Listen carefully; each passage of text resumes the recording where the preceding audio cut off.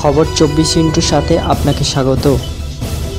নতুন নতুন খবর জানার জন্য আমাদের চ্যানেলে চোখ রাখুন।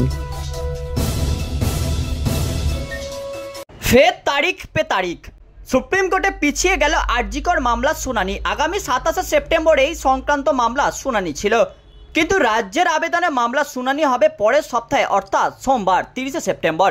প্রধান বিচারপতি ডিওয়াই চন্দ্রচূড়ের বেঞ্চে এই সংক্রান্ত মামলার শুনানি হবে, এমনটাই সুপ্রিম কোর্ট সূত্রে জানা গিয়েছে। এই মুহূর্তে দেশের অন্যতম হাই ভোল্টেজ মামলার শুনানি কোন দিকে মোড় নেয় সেদিকেই নজর সবার। বিচার মিলবে উমা আসার আগেই নজরে সবার। আরজিকর জুনিয়র ডাক্তারকে ধর্ষণ করে খুনের ঘটনা 1 মাস কেটে গিয়েছে, কিন্তু এখনও বিচার পাওয়া যায়নি। আর এই দাবিতেই এখনও উত্তাল বাংলা, গর্জে উঠছে রাজপথ। দফায় দফায় মহিলারা রাজপথ দখল করছেন সাধারণ মানুষ।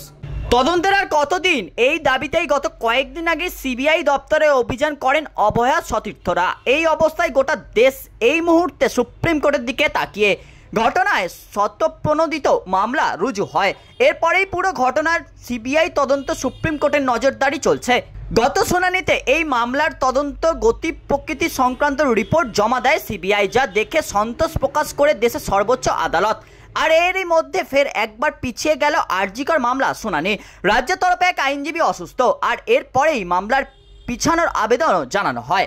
শুক্রবার আগে অথবা পরে যে কোনো তারিখে শুনানি করার আবেদন করা হয়। প্রধান বিচারপতি ডিওয়াই চন্দ্রচূড়ের বিশেষ বেঞ্চ জানিয়েছে আগামী সোমবার 30 সেপ্টেম্বর আরজিকর মামলার শুনানি হবে।